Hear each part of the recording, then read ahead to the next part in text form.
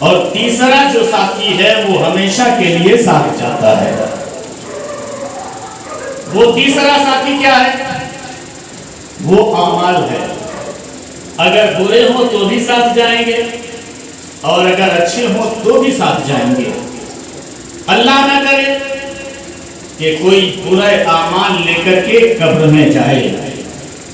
عزیزان ملت اسلامیہ، تو اعمال جب اچھے ہوں گے تو قبر میں بھی راحت ملے گی۔ اعمال جب اچھے ہوں گے تو قبر میں سکون ملے گا۔ اعمال جب اچھے ہوں گے تو قبر میں روشنی کا انتظام ہوگا، اور جب اعمال برے ہوئے تو خاتمہ بھی بھیانک طریقے سے ہوگا۔ ہو سکتا ہے کہ ایمان پہ خاتمہ نہ ہو، اس لیے کہ مستند کتابوں میں یہ بات موجود ہے۔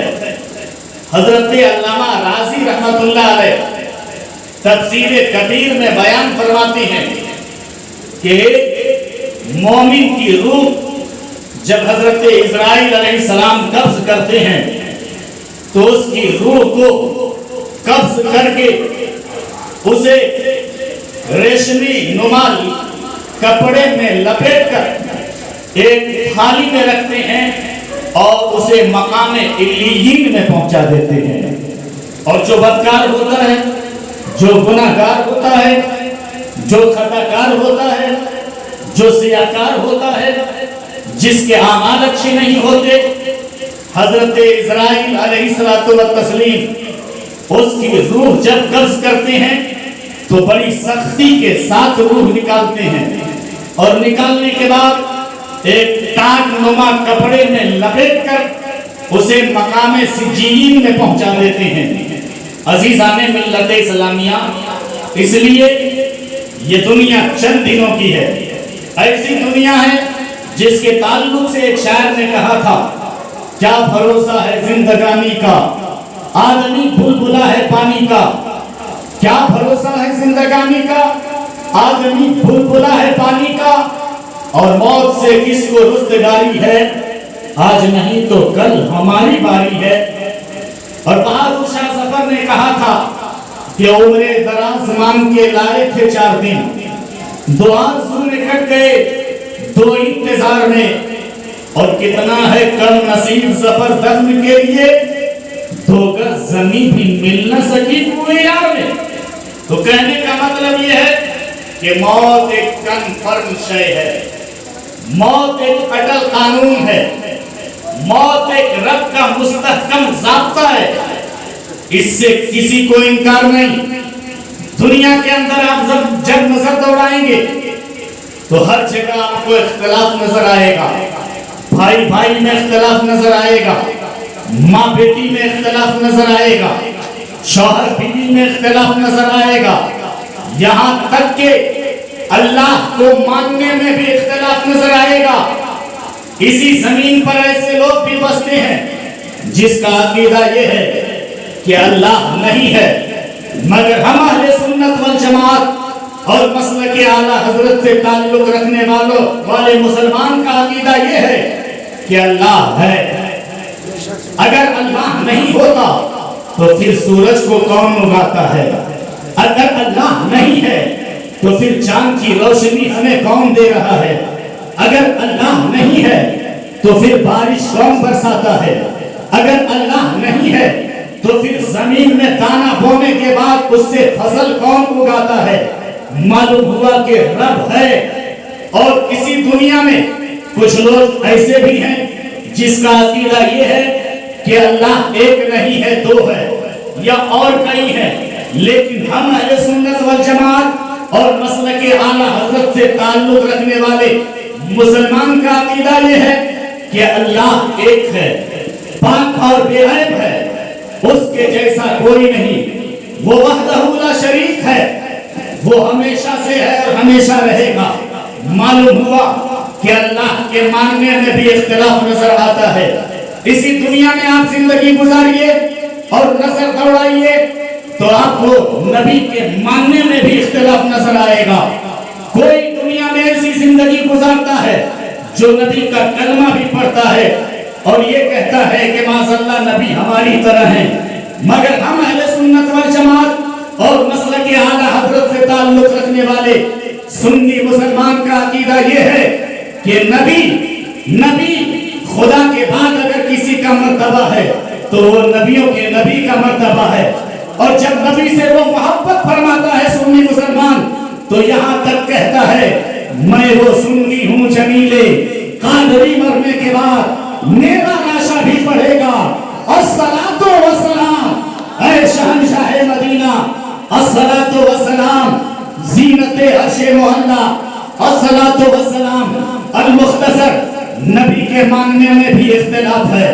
اس دنیا میں آپ نظر دوائیے تو کوئی یہودی نظر آتا ہے، کوئی عیسائی نظر آتا ہے، کوئی نصرانی نظر آتا ہے، کوئی مجوسی نظر آتا ہے، کوئی بتوں کی پوجا کرنے والا نظر آتا ہے، تو کوئی سمندر کی پوجا کرتے ہوئے نظر آتا ہے، تو کوئی مسلمان ایک اللہ کی بارگاہ میں جھکتا ہے اور ایک اللہ کی عبادت کرتا ہے اور اس کے محبوب مصطفیٰ جان رحمت سے دل و جان سے بھی زیادہ محبت کرتا ہے۔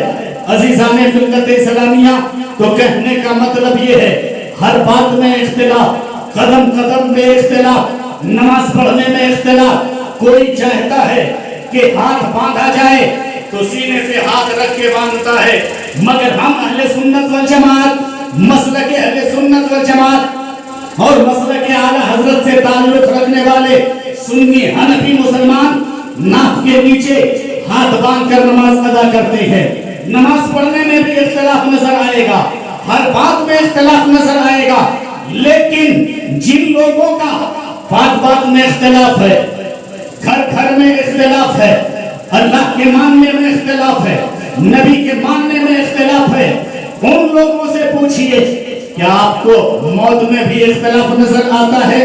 کیا آپ کو موت میں بھی اختلاف نظر آتا ہے؟ تو اس کا جواب ہوگا نہیں، موت میں کسی کو اختلاف نہیں۔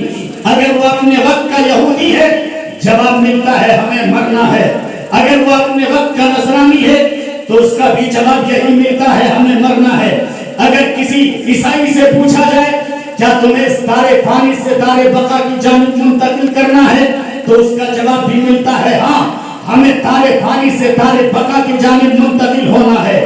کسی مسلمان سے آپ پوچھئے کیا آپ کو اس دنیا سے جانا ہے، جواب ملتا ہے ہاں، جب تک اس دنیا میں رب نے ہمیں رکھا، ہماری عمر جب پوری ہو جائے گی، زندگی پوری ہو جائے گی، سانسوں کی گنتی ختم ہو جائے گی، بس موت آ جائے گی اور ایک نہ ایک دن اس دار فانی کو چھوڑ کر دار بقا کی جانب ہمیں بھی منتقل ہونا ہے۔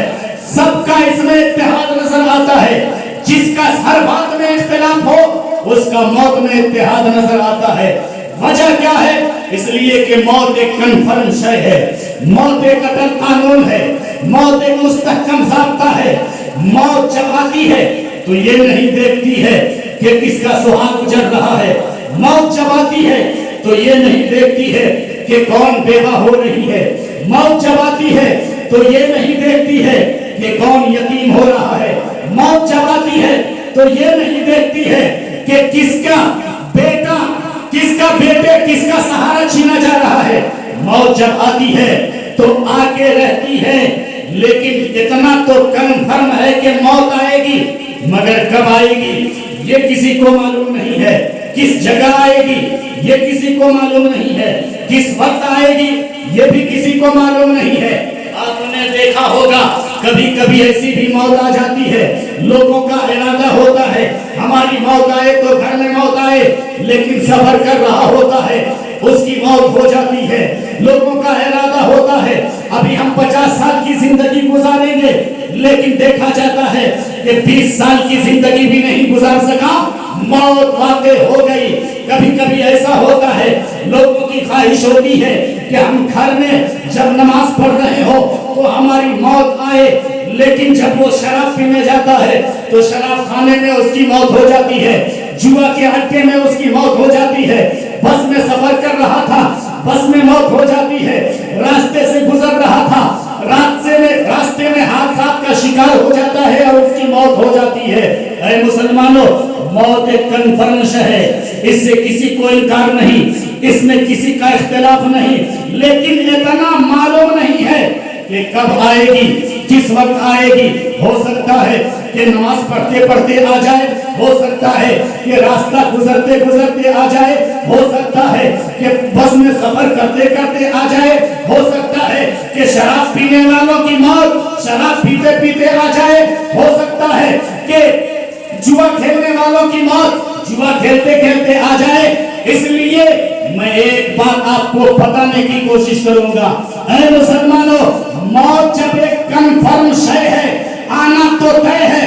کب آئے گی یہ کسی کو معلوم نہیں، کہاں آئے گی یہ کسی کو معلوم نہیں، کس جگہ آئے گی یہ کسی کو معلوم نہیں. تو موت کی تمنا مت کرو، موت کو یاد کرو اور تمنا اس بات کی کرو کہ اے مولا، جب بھی ہمیں موت آئے تو ہم اس حال میں ہو کہ ہم نماز پڑھ رہے ہو.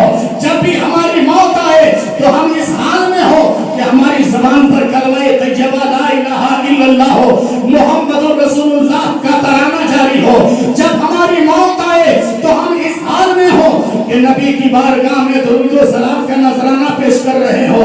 اگر ایسی آپ تمنا کرتے ہیں تو یقیناً جب موت آئے گی تو حضرت عزرائیل علیہ السلام روح بھی نکالیں گے تو آسانی کے ساتھ نکلے گی، اور قبر میں بھی جائیں گے تو قبر میں راحت بھی ملے گی اور روشنی کا انتظام بھی ہوتا ہوا نظر آئے گا. سمجھ رہے ہیں نا؟ موت ایک کنفرم شے ہے، اس سے کسی کو انکار نہیں ہے، اس میں سب کا اتحاد ہے. ایک سوال آپ کے ذہن کے حاشیے پر ابھر رہا ہوگا کہ حضرت عزرائیل علیہ السلام